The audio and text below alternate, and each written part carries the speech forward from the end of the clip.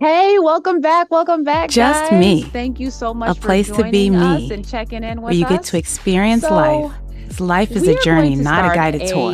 a If series you of want the new rainbow, you have topics to go through the rain. that we're going to be talking about, and it's going to be surrounding beauty and core beliefs.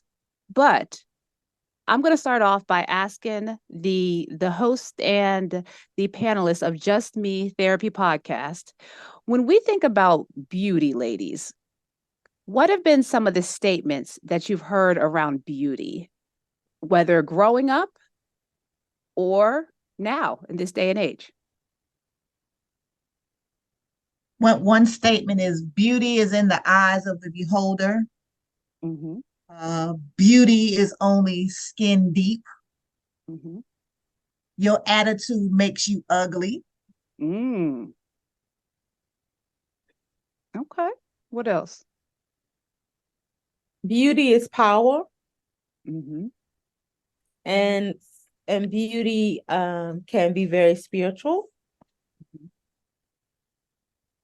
And when we think about some of the indirect statements that we have experienced or we've heard around beauty, like how you're supposed to dress when you go to church, how your hair is supposed to look in a professional setting versus in the home, how your hair is supposed to be styled.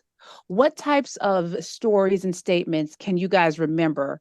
It could be in childhood, it could be what you tell your kids. What type of narratives around beauty have you guys come into contact with? I know definitely as a child, like you had to have your hair done. And I hated getting my hair done. As a matter of fact, I had a nickname and they used to call me Head because my mother would do my hair, whether it's cornrows, box braids. No church, we got the curlers, the hot iron. We had those other things. But I would wear a scarf for weeks because I wouldn't want to get my hair done. And then my mother was very hard when you did your hair. So if you move, you got slapped upside the head, got hit with the brush. And that straightening comb, when that grease hit that back of them naps, woo, it would burn. So Yes. I did not like getting my hair done, but you it's a must. Girls have to have their hair done because if you didn't, people gonna talk about you. They're gonna talk about you. And if you didn't have long hair, they're gonna talk about you. That short, well, they call it nappy hair, but I had that real African hair on top of my head that required a lot of grease, a lot of water, and a lot of straightening comb. Mhm. Um, the same with us, same with me. You had to get your hair done. Um, your hair defined your beauty. We had a lady within the community that did everybody's hair, so we had to schedule a time with her to get our hair done. And sometimes you would be there for hours waiting until your time to get your hair done. And as Tracy expressed, that when it was time for us to get our hair done, we were threatened, we were beaten if we didn't be still whenever the lady did your hair. Mm-hmm. Um, and another thing was, it was more of a community thing because it was a lot of bargaining back then. So we didn't have a lot of money at that time period. So we would trade services or exchange certain things to get our hair done as it relates to providing appreciation as it relates to getting your hair. So it was more of a community thing, but it was a privilege to get your hair done because a lot of people in your neighborhood, they couldn't get their hair done, and we were told to take care of our hair. So as soon as you got your hair done, you had to roll it up, tie it up, whatever you need to do. And yes. And then when we went to bed, we had to sleep like this. So we wouldn't On mess your up how face. the edges and all that. So it was just something that was very important then. And it's very important now as it relates to us taking care of our hair. Yeah, and Rightly so. Okay. I grew up in Brooklyn, so for my hair time was like in the 70s. So we didn't have like weaves and wigs. If wigs were for old people, you didn't put Yeah. on no wig unless you was old, I remember the first girl on our block, Vera. She came in with long, when she left Covert Street, she had short hair. And when she came back, she had a weave down to her shoulders. And everybody was like, oh, I want that. I want that. But that was the early 80s, and it was like, it's not as common. We didn't have all the Chinese stores to go to the corner to get hair. You couldn't order on Amazon any kind of look that you wanted. You had to work with what God gave you back then. Right. And I want to point out that you guys kind of, Miss Tracy and Miss Sharina, you guys grew up in different areas, but you guys are kind of sharing similar experiences with that. Miss Sharina, you grew up in more of a rural area in the South, and Miss Tracy grew up in an urban area in the North. However, the experiences around beauty, around hair, are very similar. Yes, within the African American culture, sorry, it was just it's very important as it relates to how hair look, and I think a lot of it's probably related to slavery, as it relates to how the other counterparts look and how we wanted to be like them because they received a lot of opportunities as it relates to how they looked. Mm-hmm. Mm-hmm. Now, transitioning over to a different type of element of beauty as well, have people ever made fun of you because of how you looked and looks that you could not change? And how did you internalize that as beauty versus non-beauty? Well, you stepping on some toes now. So for me, I have always been tall and I've always been skinny. So I got picked on, not really picked on, I got talked about, but my approach, I used these hands and they knew not to talk or laugh about me because I was like taller than the average third grader or thinner than the average, the ones on the block. No matter what I did, I was always just like tall, skinny, and dark skinned.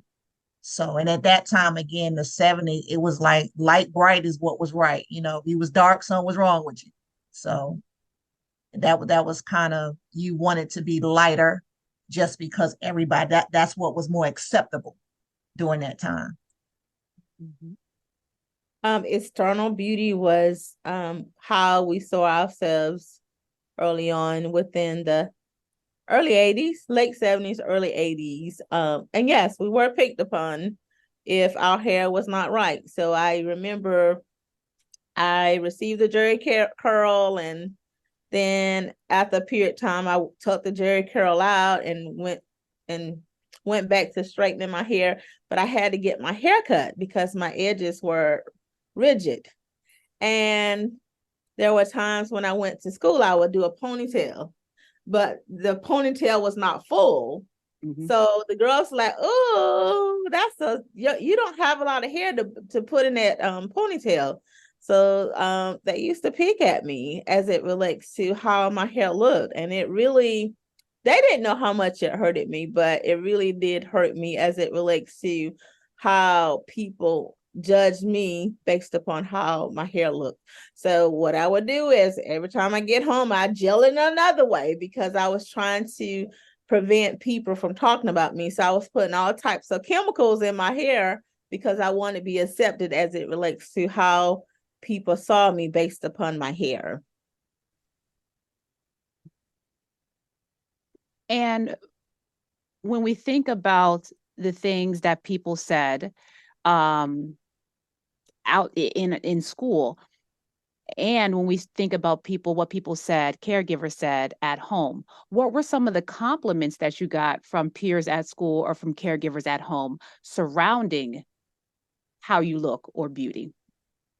Some of the compliments, like I know when I was growing up, and this was in the late 80s, early 90s, 2000s,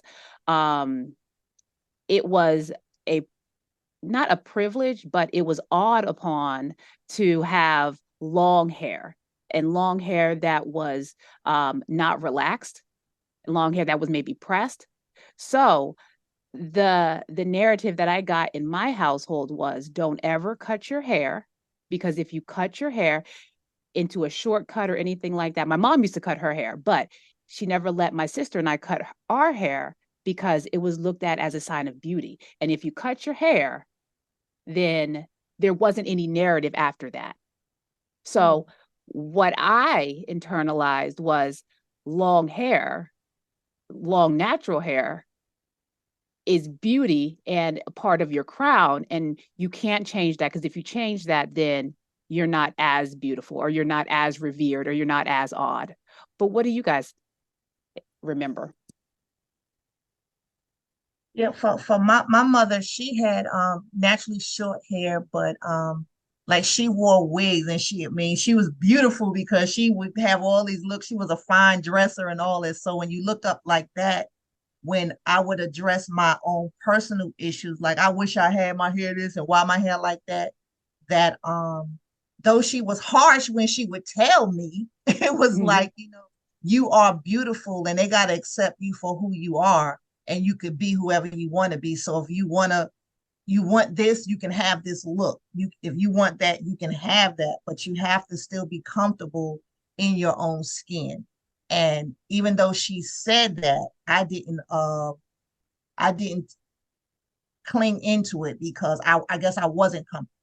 But she would say you have to be comfortable in your own skin. Like I said, she could dress, she could do all that, and you look at her and you see like that beauty. So, but it's just how I interpret it. I heard her say it, but I like, yeah, that's coming in this ear and going out the other, And I would say when it came to my parents, they never told me I was pretty, but it was understood based upon how they treated us and how we were raised. And that stayed with me as it relates to my confidence and self-esteem as I gotten older. So, and like I said, in elementary and middle school, we was trying to fit in and try to do what everybody else was doing. But then after a while, you like, I'm done with this. Well, I was like, I'm done with this. So I wanted to be me, and I accepted me. But I noticed a lot of girls, as we transition to high school, they always say the girls with the long hair and were light skin and fair skin were the ones that received the boyfriends. So I would just float around to different groups. And it's amazing how those girls saw themselves and how they took those thoughts to determine how in their mind how it was, which it really wasn't that way, but a lot of self-esteem concerns based upon image. And so when we think about, so thank you ladies for being vulnerable enough to share your experiences and let our audience kind of hear a little bit about us. But when we take a second and really take a step back and think about the statements that we've heard, the stories that we've heard, the opinions that we've heard from our caregivers and from peers growing up, those rigid experiences and those rigid thoughts, just remembering how hot that hot comb was when the grease melted, okay? That was something that you had to suck up and endure in order to make your hair how you want it to be. And that idea of beauty, church, and all-appealingness. Yes.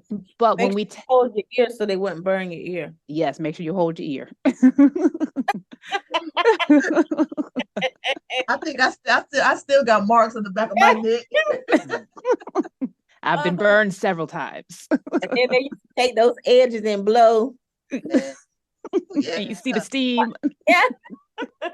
And the heat. Smell it, and then when you smell it when the comb was too hot and it Yes. just burnt your hair. Yes, yes. But when we think about these experiences, we began to develop rigid ideas, and we have personal beliefs, specific concepts mold us into creating our own rigid ideas and thoughts around these concepts. Right now, we're talking about beauty, but you can take out beauty and insert something else. But for all intents and purposes, right now, our core beliefs, what we've experienced growing up as a child, what we've experienced through puberty, and our family dynamics in the household. And family dynamics does not have to be a mom, a dad. It can be whoever was taking care of you, whoever you got food from, whoever you relied on for safety, whoever you got shelter from. When you take those experiences and we began to internalize them and create our own thoughts about it, we began to develop ideas about ourselves. We began to develop ideas and how we see other people, who's safe and who's not safe, especially if you have been molested. You begin to identify who is safe and who is not safe. These experiences determine how we see the world. And these experiences also determine how we see our future and what we're capable of doing. If you've continuously been inundated with the idea that, oh, if you don't get a certain grade, then you're not as smart as. Then you begin to filter a lot of your energy as you grow up and become an adult into performance in order to get that approval and so you began to have that high functioning anxiety. So when we think about these statements, stories, opinions, and rigid ideas that we typically experience during childhood, and it can be molded during our adolescence, and it's molded during our experiences as far as family development or family dynamics, excuse me. One example that I have worked with teens around are teens who have parents, and this is not everybody, but there have been some clients that I've worked with where teens who have parents who focus heavily on grades and give praise predominantly around academics, mold their teens into equating intelligence with numerical performance. Now, that's not to say everybody, but teens that I have worked with, families that I have worked with, that has been some of the phenomenon that I've seen. And then what you begin to develop as a teenager is that my performance, my worth to a certain extent, is determined around how well I can perform academically. Another example is for children, young boys. We definitely love sports. We want our children to be involved in sports. But when you think about some of the ways that individuals have idolized sports and a person's athletic ability, then if you put a lot of emphasis on that, that can then create that idea that I'm only as good as how well I can perform. And so now I'm not to say that all athletes feel this way, but what we have began to see is that a lot of athletes will grow up, go to the NFL or grow up and go to major leagues, different types of professional sports. And if they do get hurt, then what is next? Because a lot of the narrative has been around my worth is within my athletic performance. And so transitioning from, okay, athletics to maybe something else can be quite challenging because diversifying the skills was not created when they were younger. It was my worth is as good as my athletic performance. I know go ahead, Ms. Tracy. I think that's a challenge again across the board, male or female. And just as you was talking, like I'm a product of both. Like we were push, academics. Like we were really very smart. But what happens when you fail a test? Mm-hmm. Failing a test really was not an option. So if you didn't get a A plus and you just got an A, and sometimes it felt like I failed. And people were like, what do you mean you got an A? But I should have got an A plus. Mm-hmm. Or the sports become very competitive. And as long as I'm winning, you get the praise. But then when you lose, I don't know how to deal with loss. Mm-hmm. So it becomes a challenge. So it was like no balance. And then you grow up still, you don't realize it, but you grow up in that same type of mindset. Like, If I have to succeed, if I fail, something's wrong with me. If I don't score this, something's wrong with me. But there is nothing wrong with you. If I don't win this award, something's wrong with me. And then you get the depression, and what's wrong with me becomes the question. But it's not, you don't get that balance as a child. So those formative years are so important for those that are in care for children. Those formative years are important. The way what you speak into them.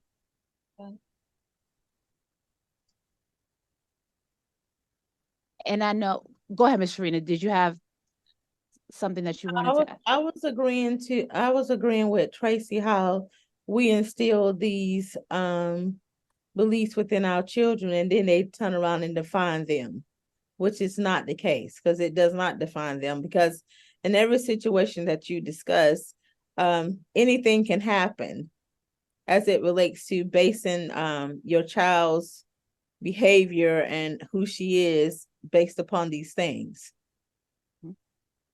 Like, what happens if after these things pass? Sports and grades. And sometimes that's the only time you have a conversation with your child, and that's the only time they get a hug. That's the only time they say, "Hey, that's my boy, that's my girl." So when I don't do that, now my mommy or daddy don't love me.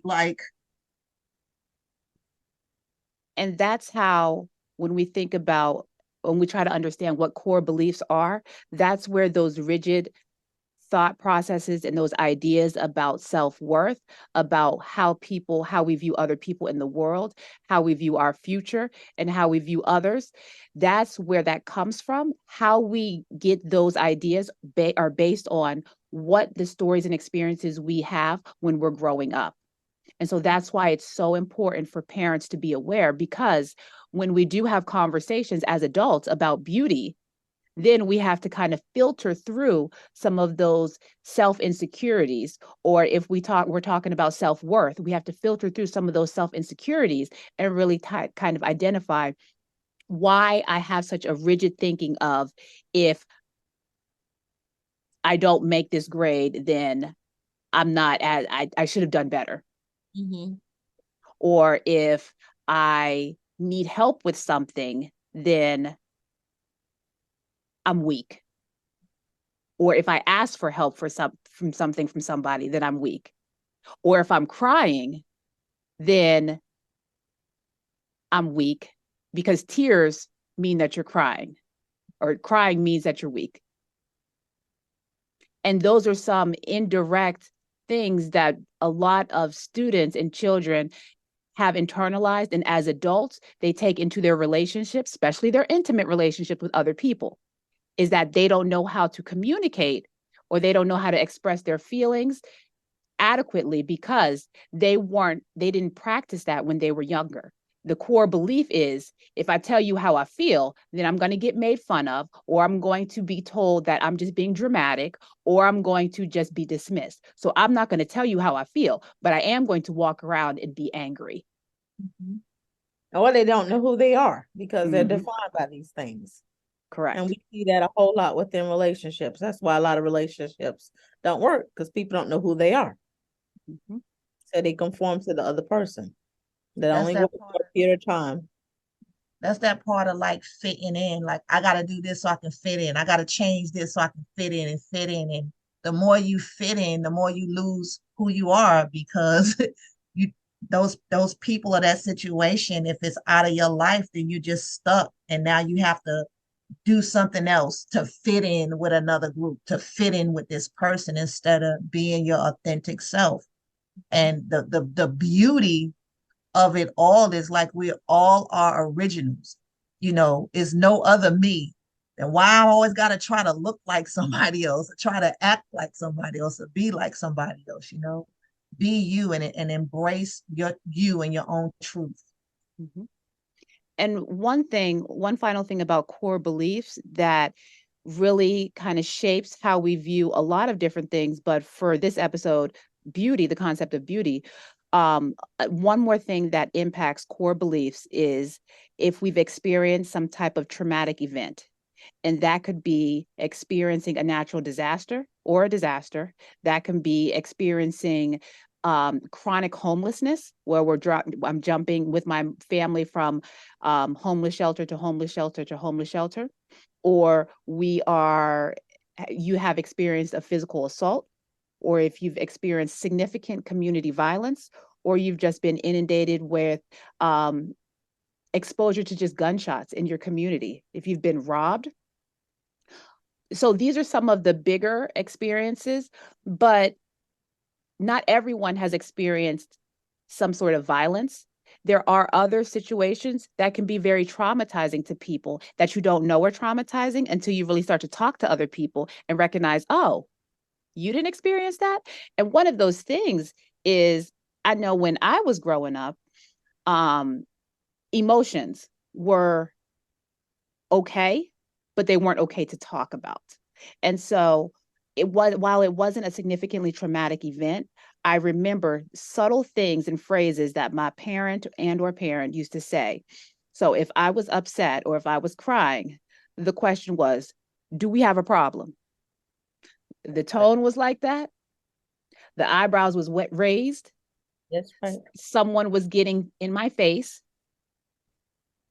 And the question was, do we have a problem? And because I was a semi-respectful, smart child, I knew that that was a rhetorical question. And if I answered it, it would have been an even bigger problem. So what I learned to do was to say, no, there was no problem. I'm fine. Another one was, stop crying before I give you something to cry about.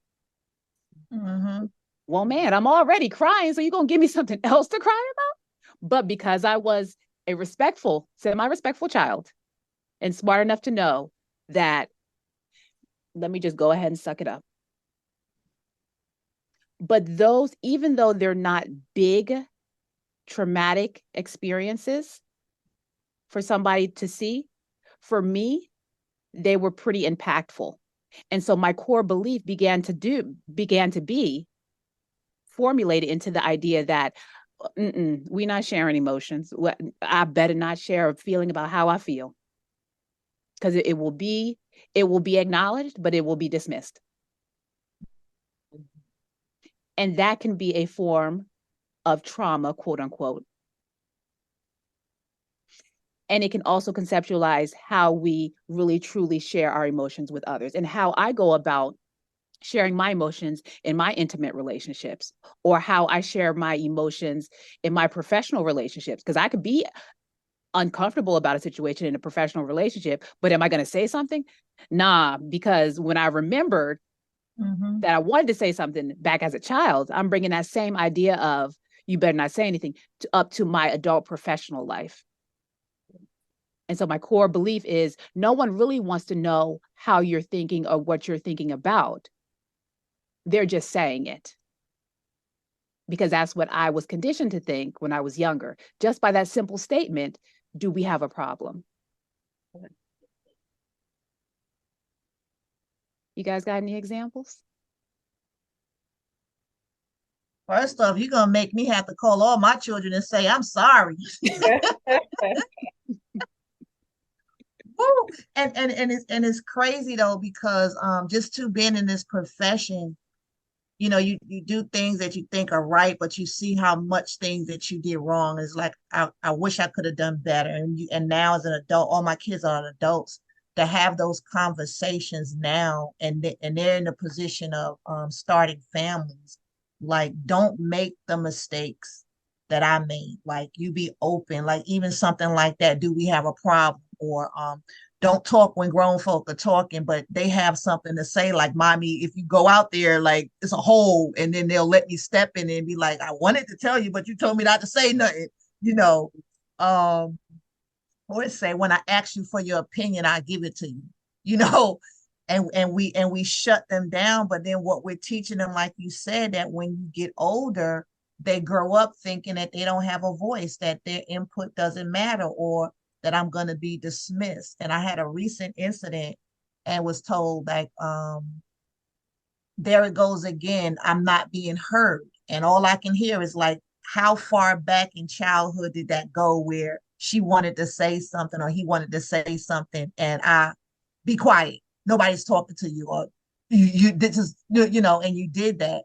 So to those that are parenting, like it's not too late. It's never too late just to change your approach to if they're speaking, like listen, give them the opportunity to voice so they don't grow up feeling that they do not have a voice. Mhm. Mhm. And if my kids are listening, mommy's sorry.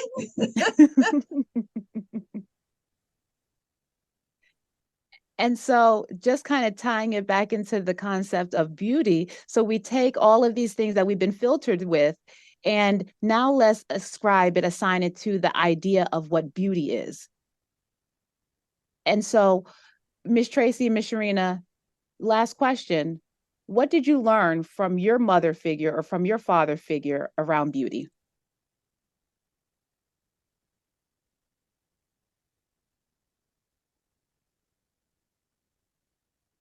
As as as I grew older, that beauty is internal.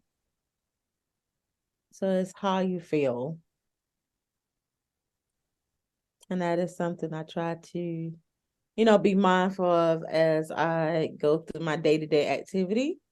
Because the way the world is, it will make you feel that it is on the outside, but it's really on the inside. So I And, really I would agree too with her, kind of like, or say the piggyback, because when they say like beauty is only skin deep, or the outer appearance, it fades. And what you thought was beautiful one season is not beautiful in another season. But if you don't change, it's that inside portion that you can have that outer beauty, but again, with that attitude, it makes you like just so ugly. And it's like that's just so nasty. So to have that balance and just be comfortable with what you got, whether you got light skin, dark skin, a lot of wrinkles, no wrinkles, lumps, bumps, or whatever, and embrace it and be and say this is what I got, this is what I'm working with. I'm gonna be beautiful. I'm beautiful within my own skin. And whatever that looks like to me today with red hair, black hair, no hair, long hair, that I feel beautiful inside and out. And I want to be well portioned, not just have outer beauty and no inner beauty or what I feel outer beauty. And what people say does not define me. I get to choose my look. Not a television show, not a magazine, not what everybody in the neighborhood has. I get to define what that look looks like on me. And I look good. Yes, ma'am. Yes, ma'am. So thank you guys so much for joining us today. I hope you definitely tap into our next episode. We're going to continue this conversation, but we're going to dive a little bit deeper and we're going to take it to the streets. We're going to ask people what they have experienced and what types of things around beauty they have gotten from their caregivers as a child and how that has impacted them in their adulthood. So, how it has impacted their self confidence, how it has impacted how they act in relationships, how it impacts how they act in the professional environment. So, we're going to tap into some other core beliefs from people and see how we can work on acknowledging them and then working on debunking them and then working on rebuilding new core beliefs. So, until next time, guys, take care of each other. Take care of yourself so that we can take care of each other. Bye.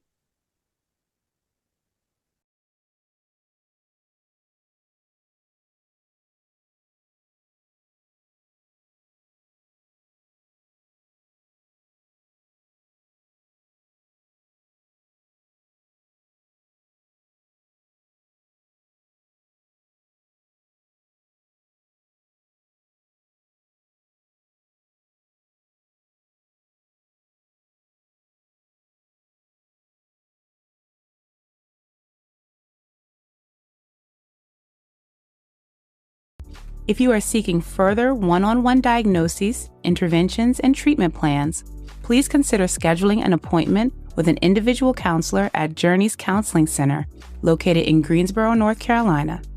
Journeys can be reached at 336-294-1349. The mission of Just Me Therapy podcast is to use authentic conversations to uplift one's mind, body, and soul. The goal of Just Me Therapy is to offer affordable education and insight to individuals who experience financial barriers to accessing individualized behavioral health care services. With that being said, the information, including opinions, advice, and recommendations discussed in this podcast, are intended for individual, informational, and educational purposes only. Such information is not intended to substitute the recommendations of your own licensed therapist or healthcare professional. Although we are licensed behavioral health professionals, we are not your licensed behavioral health professional. As a result, the advice mentioned on this podcast should not replace the recommendations offered by your own qualified health professional.